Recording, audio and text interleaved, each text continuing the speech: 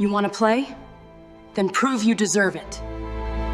They thought he didn't belong at the table, until he made them play by his rules. They challenged his place. Now they can't deny his presence. Shadows in the hallway. The halls of St. Alden Preparatory School echoed with laughter that didn't belong to those who cleaned its marble floors. 12-year-old Elias Mercer, dressed in faded jeans and sneakers scuffed by time, kept his head down as he emptied another trash bin into the wheeled cart his mother pushed quietly beside him. His mother, Leona, had worked as the night janitor at St. Alden for nearly 8 years. Each evening when the school's elite filed out heirs to tech fortunes, senators' children and future Ivy Leaguers, Leona and Elias would come in through the back, unnoticed, unseen. She couldn't afford a babysitter, and Elias didn't complain. He brought a book, sometimes two, and waited patiently as she worked. One evening, while Leona mopped the library floors, Elias wandered toward the faculty lounge, where a glass chessboard sat untouched in a locked case. The board was decorative, imported from Prague, its pieces blown from glass, each pawn glowing amber under the soft light. Elias stared at it like a starving boy peering into a bakery window. "Want to play around?" The voice jolted him. Dean Patricia Wexley stood by the lounge door, arms crossed, dressed in a silk pantsuit with a navy crest embroidered over her heart. The expression on her face was more amused than inviting. "I was just looking," Elias said, stepping back. Dean Wexley smiled with sharp lips. "Looking is free, but playing, that's for students." He glanced down at his shoes. "I know." Her smile widened. "Tell you what, let's play. You beat me, and I'll give you a scholarship application. You lose, well, you'll have a good story to tell your janitor friends." The sting of her words sat heavy in the room. Elias hesitated. Leona had warned him, "Don't draw attention. Don't get in trouble." But something in Dean Wexley's voice, it wasn't just arrogance, it was mockery, spoke louder than his fear. "I'll play," he said, and added softly, "if you let me use the board." She waved to the case. "By all means." And thus a boy who had learned chess from dog-eared library books and broken apps on hand-me-down tablets found himself facing off against a woman who had once boasted of playing against grandmasters in Prague. The match begins. Dean Wexley unlocked the glass cabinet with a golden key she wore like jewelry. She handled each piece with ceremonial care, placing them precisely on the board, white queen on her color rooks, squared to perfection. "You can be black," she said. Fitting. Elias didn't flinch, though the words hit like gravel in his gut. He took his seat across from her in silence, brushing dust from the sleeve of his hoodie. The dean arched an eyebrow, amused by his stillness. "Do you even know how to play properly?" she asked.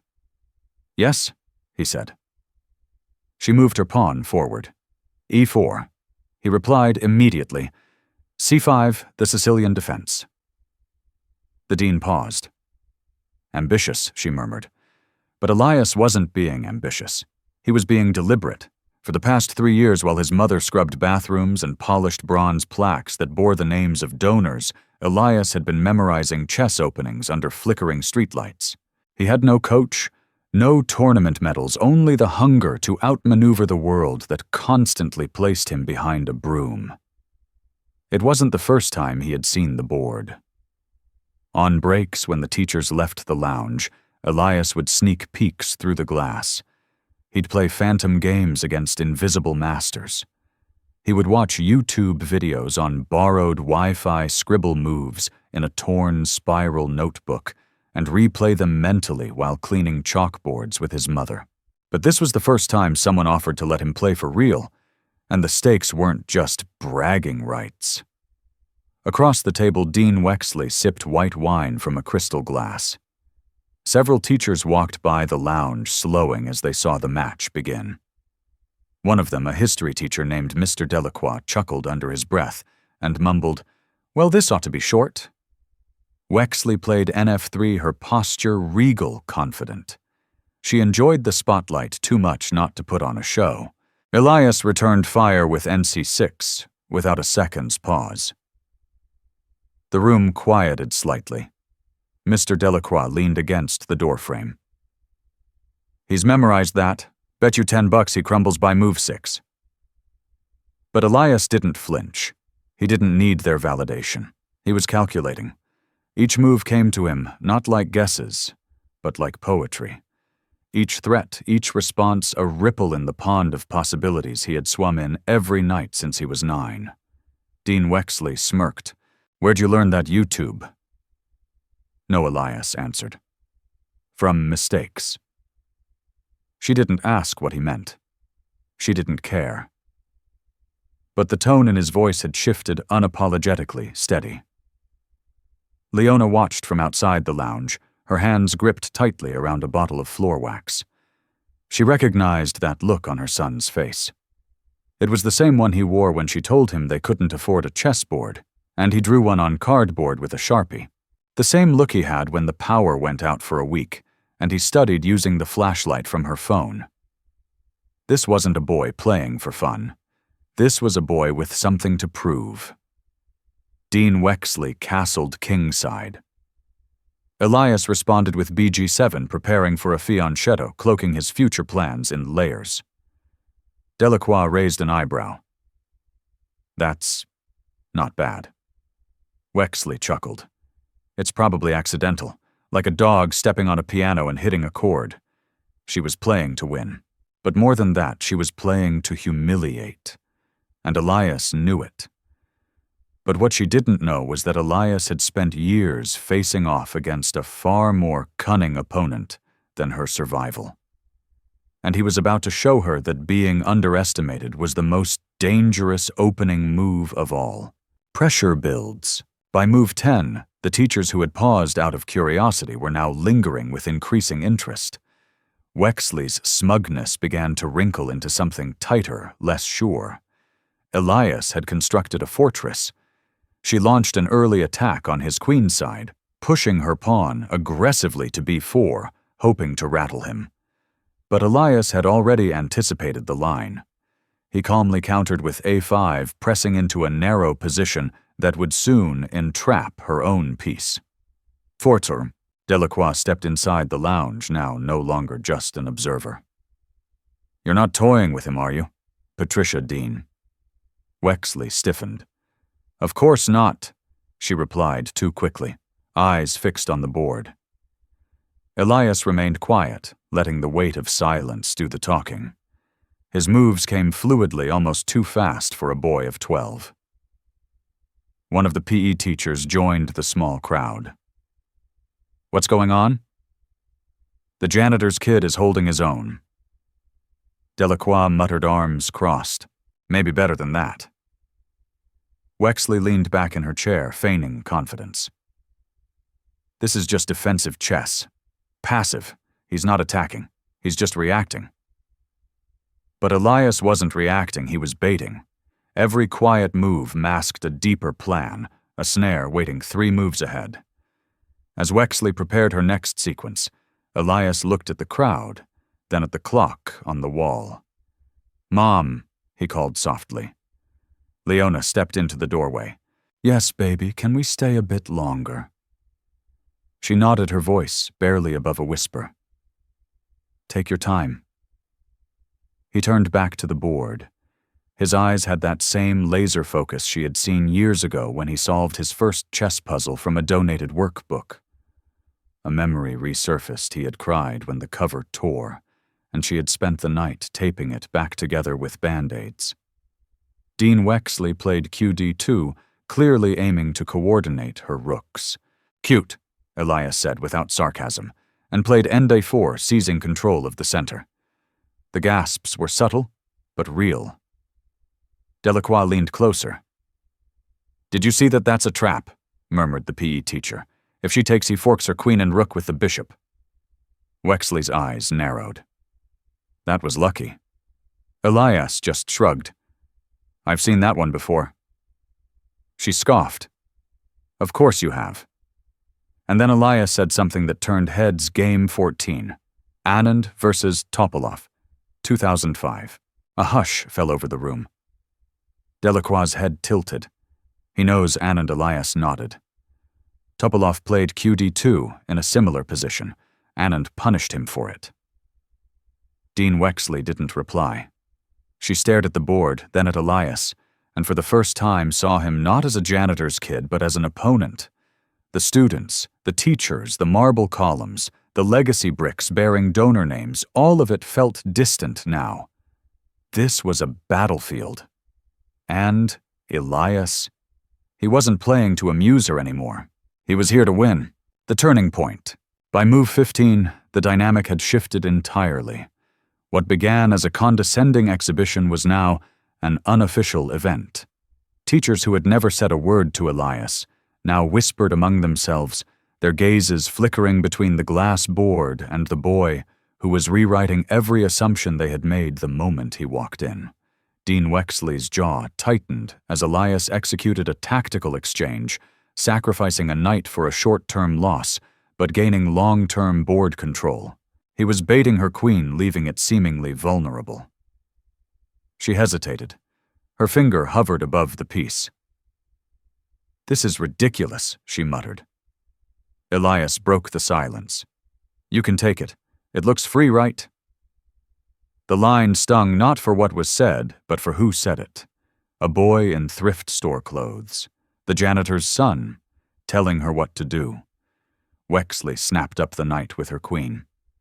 And Elias, almost as if he were waiting for the cue, slid his bishop diagonally across the board. A silent ambush. Check. Not checkmate, but close. She flinched as if the board had shocked her. It was a classic clearance sacrifice, drawing her queen into a trap that had been hidden 2 moves earlier. Elias had cleared the diagonal specifically for this. The staff members watching murmured in recognition. Clearance tactics, whispered Mr. Delacroix half to himself. That's not beginner stuff.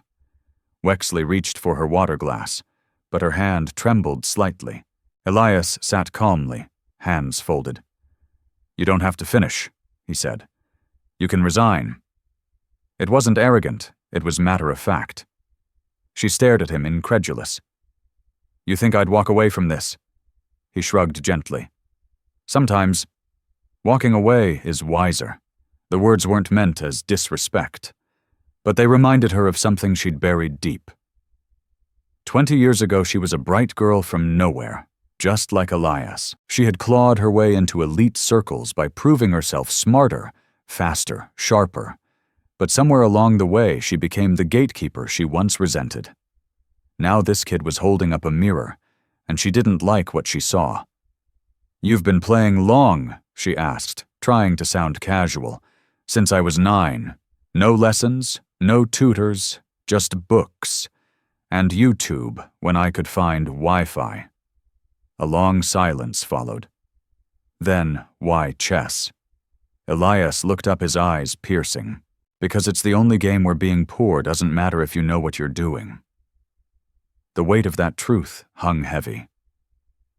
Wexley took a deep breath and made a cautious move, backing her queen out of danger. But Elias was already ahead. He moved without hesitation, layering pressure on her weakened kingside. Delacroix spoke more to the others. "Now she's losing." Wexley glared at him. "I'm not done." "No," Elias said quietly. "But your position is." The silence after that was absolute. Even the cleaning staff paused outside the door. Elias wasn't being cruel, he was being truthful. And every person in that room could feel it. Checkmate's shadow, Dean Wexley, was unraveling. Move by move, Elias dismantled her position until her queen became a burden. Her rooks disjointed her pawns, nothing more than obstacles in her path.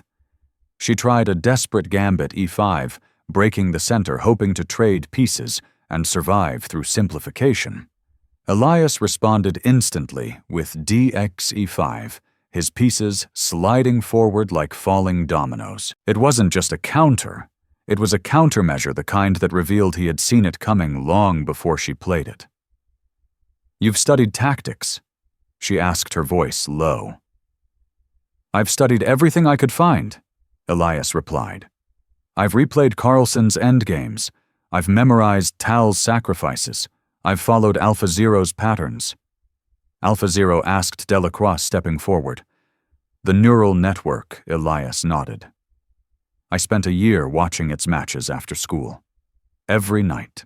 Even the teachers were now silent, not from politeness, but from sheer awe. This boy hadn't just read a few books, he had trained himself like a machine." Dean Wexley's brow was damp now, though she tried to hide it behind her forced posture.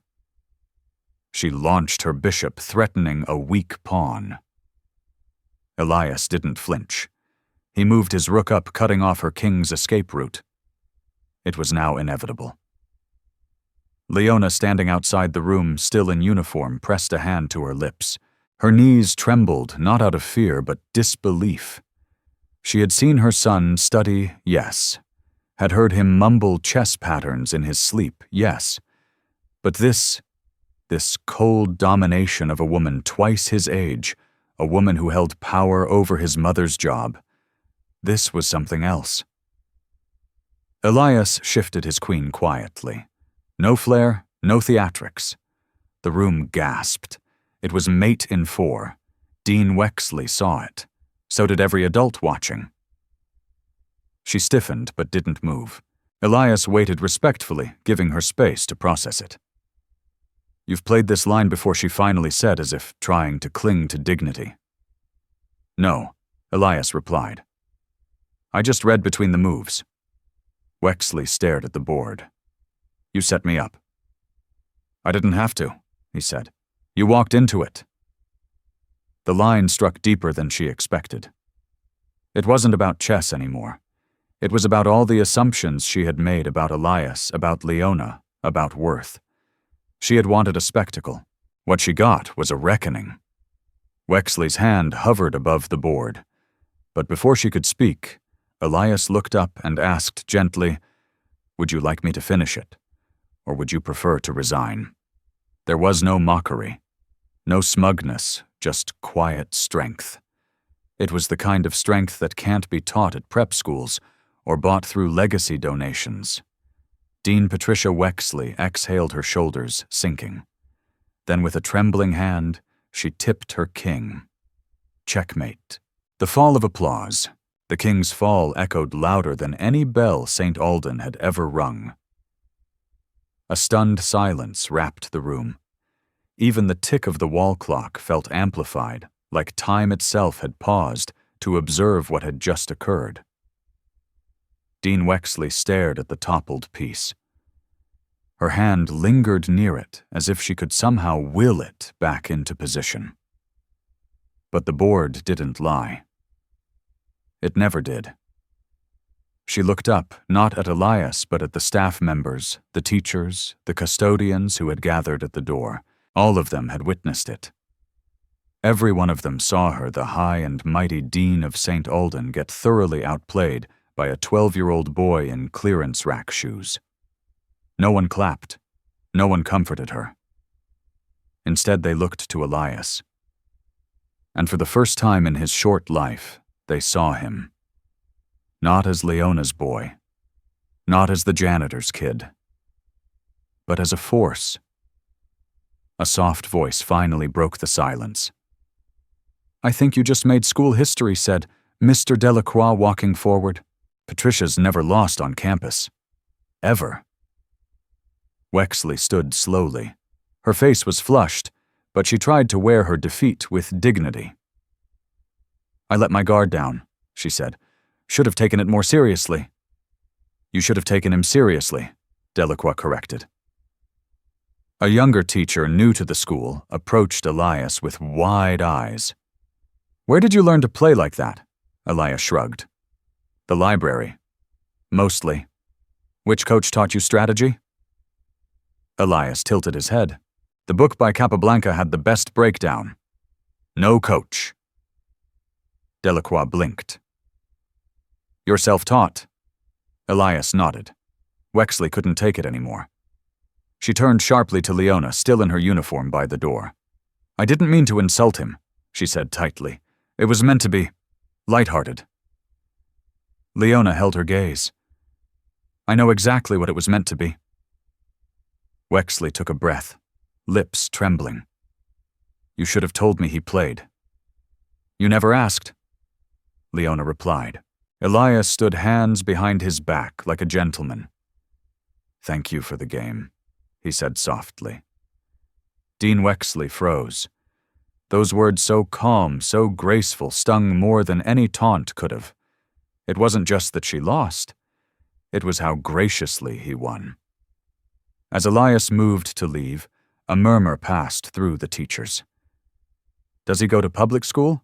Imagine him on the chess team? Has anyone called the State League? But before anyone could approach, Leona gently placed a hand on her son's shoulder. We should go. Elias nodded. As they turned toward the door, Delacroix called out Elias. He turned back. You want a shot at a scholarship here, I'll put in a word. Elias glanced at his mother. Leona didn't answer right away. Instead, she walked over to the board, touched the fallen king, and said quietly, I think the right people just started noticing. Wexley stood frozen as they walked away, not just beaten, but exposed.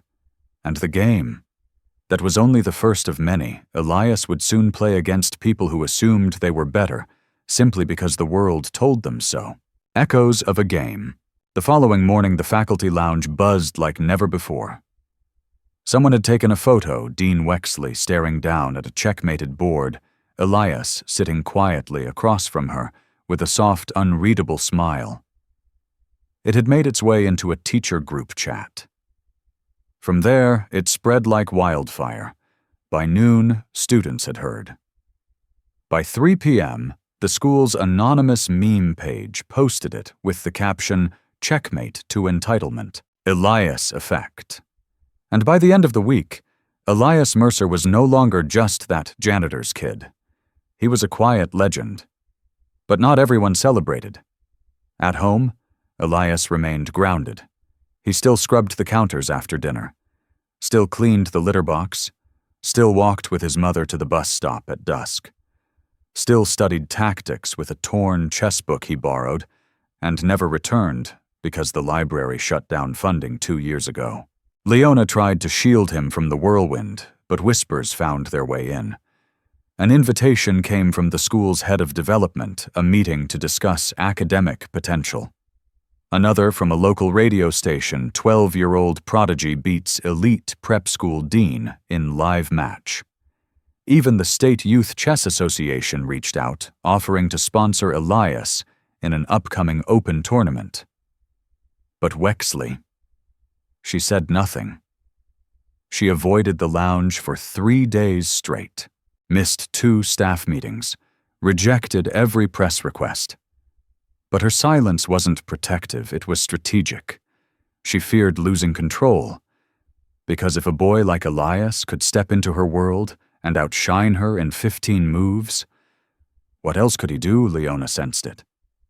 She had seen this kind of panic before, back when a landlord refused to fix their heat, fearing that a tenant might learn their rights. When someone clutches power too tightly, it's usually because they're about to lose it. You okay, baby? She asked Elias one night.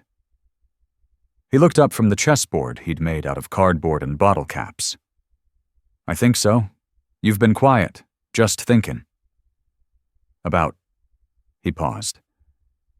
If I deserve all this, Leona sat beside him. You deserve more than this, but the world won't hand it to you. Sometimes, you have to take the board and make them play by your rules.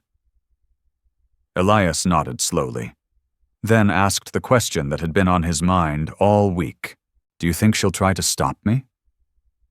Leona looked him straight in the eye. She might. But that doesn't matter. Why? Because you already beat her. Not just on the board. but in front of everyone. Not just with skill, but with grace. The counterattack. The following Monday, Dean Patricia Wexley resumed her usual schedule. Pressed suit coffee in hand, clipboard stacked with schedules and committee notes.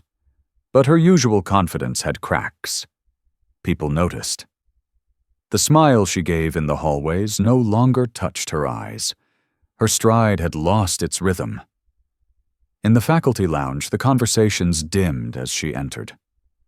She knew why. The photo, the meme, the story. They weren't just rumors anymore, they were evidence of something bigger than just a chess game.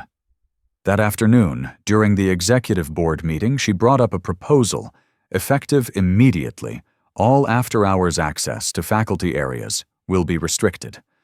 No unauthorized personnel staff or family will be permitted. The head of curriculum raised an eyebrow. "Is this about Elias Mercer? I'm not targeting anyone," Wexley said too quickly. "It's simply a security matter." Mr. Delacroix, seated in the corner, folded his arms. "Feels reactive, not protective." She tightened her grip on her pen. "We have policies for a reason. That boy is not enrolled. He should not be using our facilities. Unless another board member chimed in, he applies. And qualifies." Wexley looked away. They were circling in on her now, and she could feel it.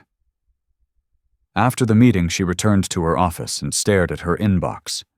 50 new emails, half of them from local reporters, a few from chess associations, one from a state education initiative titled Talent Beyond Tuition, partnering with prodigies in low-income families. She didn't open it. Instead, she drafted an internal memo to staff. "Please remember that while we support student development, St. Alden's is an institution with standards. We must remain cautious about setting precedents that encourage non-enrolled individuals to use academic resources." Delacroix saw the memo and shook his head. "That's not policy," he muttered. "That's fear talking." That night, in a 2-room apartment on the other side of the city, Elias played 3 simultaneous online chess matches using a borrowed Chromebook. He won them all. Then he closed the screen, stretched his fingers, and sat in silence. "I got this email today," Leona said, sitting at the dinner table. "From a man named Joshua McCall. He runs a youth mentorship foundation. Said someone at St. Alden recommended you." Elias perked up. "For what they want you to represent the city in a regional youth invitational. Scholarship scouts will be there." He blinked. "But I'm not in a club. They said it doesn't matter." Elias smiled softly. "Do you think she knows I got invited?" Leona smiled back. "If she doesn't now, she will soon. Check again." 2 weeks later, the gymnasium at Crosswinds Academy hosted the State Youth Chess Invitational. Banners fluttered over rows of folding tables, each crowned with a simple vinyl board and clock. Dozens of kids, some in suits, others in school polos, sat poised like soldiers before battle. Among them, Elias Mercer. No uniform, no sponsor. Just his mother's warm hand on his shoulder and a plastic water bottle with his name written in Sharpie. He didn't have a coach. No fanfare followed his arrival. But word had traveled fast. "That's the kid who beat the dean. I saw the video on Reddit. He's good. He's not even from a chess club." Wild. Elias ignored the whispers. He focused on the board. Round 1, victory in 18 moves. Round 2, a draw against the top seed from Glenwood Prep. Round 3, another win, this time from a position where he was a piece down. By the final round, he was seated at the top table, squaring off against Philip Chang, a national junior champion with endorsements from 2 tech companies and a personal trainer. Elias smiled slightly when he sat down. "I heard about you," Philip said, offering a handshake. "That whole thing with the school dean?" "It was just a game," Elias replied. "No," Philip said with a glint of admiration. It was a statement. Back at St. Alden, Dean Wexley sat alone in her office watching the tournament live stream. She told herself she didn't care, but she hadn't stopped watching since round 2. Each time Elias leaned forward over the board, her jaw tensed. Each time a commentator praised his creativity, her stomach knotted. And when the scorecard flashed at the end, Elias Mercer 4.5, 5.0 co-champion, she stared in silence. Moments later, her phone buzzed. Congresswoman Helen Mendez was on the line. "Patricia, I've been hearing your school has a rising star cleaning floors instead of sitting in class. What's that about?" Wexley froze. "Excuse me. You know exactly what I'm talking about. The boy. Elias Mercer. He's not in your school yet. He's outplaying your faculty. It doesn't reflect well on you." Wexley cleared her throat. "We're reviewing scholarship options." "You'd better," Mendez said coldly. "Because if you don't offer him one, we will." Click. The call ended, and so did whatever grip Wexley thought she had left.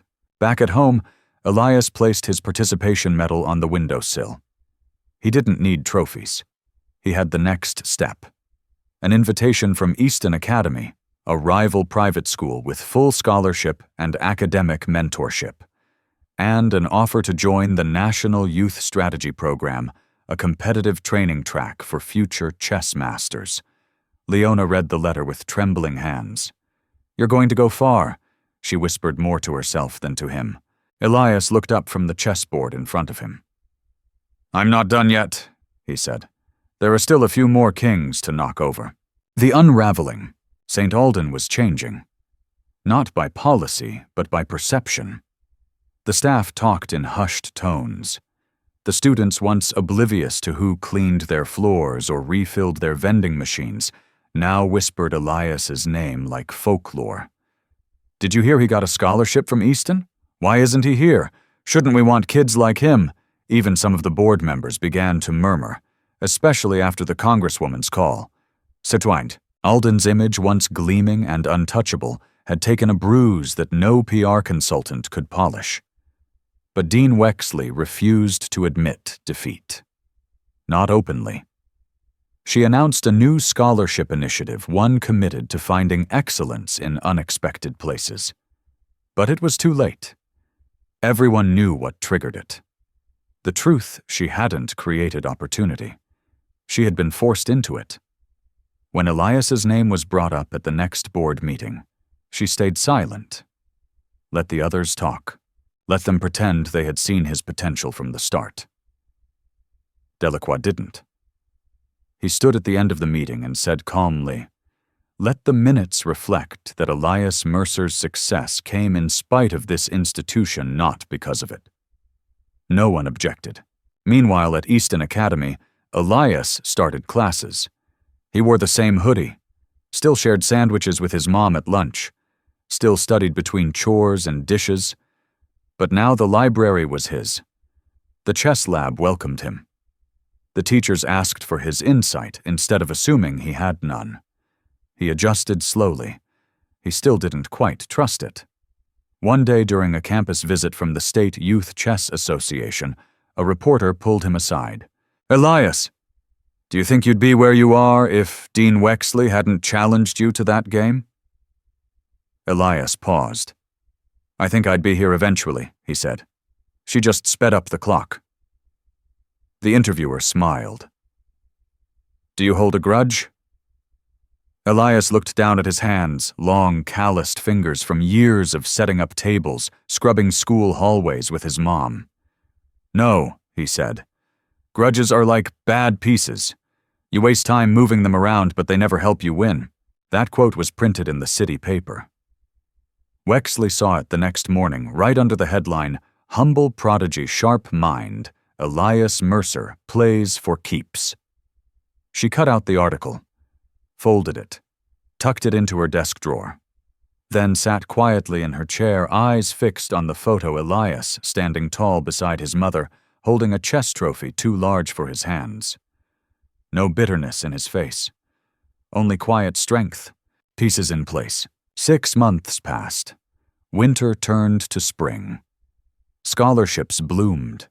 Mentorship offers arrived like letters to Hogwarts, only these didn't need magic, just hard-earned merit. Elias Mercer wasn't a local curiosity anymore. He was a rising name in youth chess circuits. His quiet demeanor, surgical precision, and refusal to gloat made him rare and respected. He gave his first speech at a city youth event, standing beside other scholarship recipients. "I'm not here because I got lucky," Elias said, holding the mic with both hands. "I'm here because I refused to believe that where I came from defined where I could go." The room erupted in applause. Leona stood in the back, eyes wet, clapping slower than everyone because she was clapping through memory. Through the nights without heat, the torn library books, the days when Elias asked, "Do you think I'll ever matter?" He didn't just matter now. He inspired. One night after dinner, Elias brought her a plain white envelope. "What's this?" she asked. "Open it." Inside was a printed email on official St. Alden letterhead. Dean Wexley had written it herself. "We would like to extend a full academic scholarship offer to Elias Mercer, effective immediately, with access to the school's gifted program. We regret not recognizing his talent sooner." Leona stared at it. Elias shrugged. "It's too late." She nodded. "You're right." They never replied. Back at St. Alden, the chessboard in the faculty lounge remained untouched. Some teachers joked that it was cursed. Wexley didn't find it funny. She'd walk past it every day, eyes drifting to the place where she had sat across from a boy she thought she could belittle for sport, and lost not just a match, but the illusion that power equals worth. She didn't host another game. She didn't bring up Elias's name. But once alone, late at night, she set up the pieces again. White and black, queen in place, king upright, and stared at it for a very long time. Legacy in motion. Summer arrived with an invitation Elias never expected. The National Junior Minds Convention hosted at Columbia University. Dozens of the country's brightest young thinkers, mathletes, coders, chess prodigies were asked to speak about resilience, discipline, and innovation. Elias was the only speaker who hadn't been formally trained by anyone. He was also the only one to begin his speech like this: "I didn't learn chess in a club. I learned it sitting on a bucket in a janitor's closet. My mom worked, I watched. Then one day, I played. And I never stopped." The room filled with deans, board members, senators' kids, and newspaper columnists leaned in. "I'm not gifted. I just never had the option to quit." The standing ovation lasted nearly a full minute. Afterward, a dean from a prestigious East Coast school approached him. "Would you consider transferring here next year full ride? We'll fund your travel too." Elias smiled politely. "I'm honored, but I already have everything I need." He walked away, backpack on one shoulder, the same way he always had.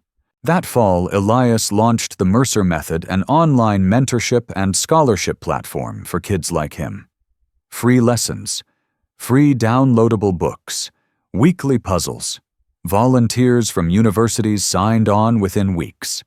And at the center of it all was a quote printed across the homepage. "You don't have to be born into the game to master it. You just have to learn how to move in silence until the board belongs to you." Leona framed that quote above their small kitchen table. It hung beside a photo of Elias receiving a handshake from Congresswoman Mendez, and another more subtle one, a checkmated board. One white king, one black queen, one quiet revolution. Reflection. The quiet power of one move. There's something poetic about a chessboard. 64 squares, 2 sides, endless possibilities. But what makes the game truly remarkable isn't the rules, it's the players. The ones who see the board not just as a battlefield, but as a mirror of the world, strategic, unfair, unpredictable, and still winnable if you keep your head and play with heart. Elias Mercer is a fictional character, but his story reflects a very real truth. Every day, children are underestimated not because they lack talent, but because they don't wear it in designer shoes, because their parents mop floors instead of funding libraries, because their silence is mistaken for ignorance, when in fact it is observation. Dean Wexley didn't lose to a boy. She lost to a truth she refused to see. That character, not class, defines greatness. What Elias achieved wasn't just a checkmate on a board. It was a checkmate against a system that too often locks doors before some kids even learn how to knock. His grace under pressure, his refusal to mock his opponent, his ability to rise without pushing others down. Those are marks of nobility that no surname or school crest can grant. There's a lesson here, not just for educators or parents or institutions, but for all of us. Never assume where brilliance comes from. Never mistake struggle for weakness. And never forget, the most powerful move in the game isn't a flashy checkmate, it's the quiet decision to keep playing when everyone says you can't win. If you're a parent raising a child who feels unseen, if you're a student doubting your path because you don't look like success, if you're an educator in a position to notice the overlooked, be like Elias. Or better yet, create space for the next Elias. Because sometimes all it takes is one quiet move to change the entire game.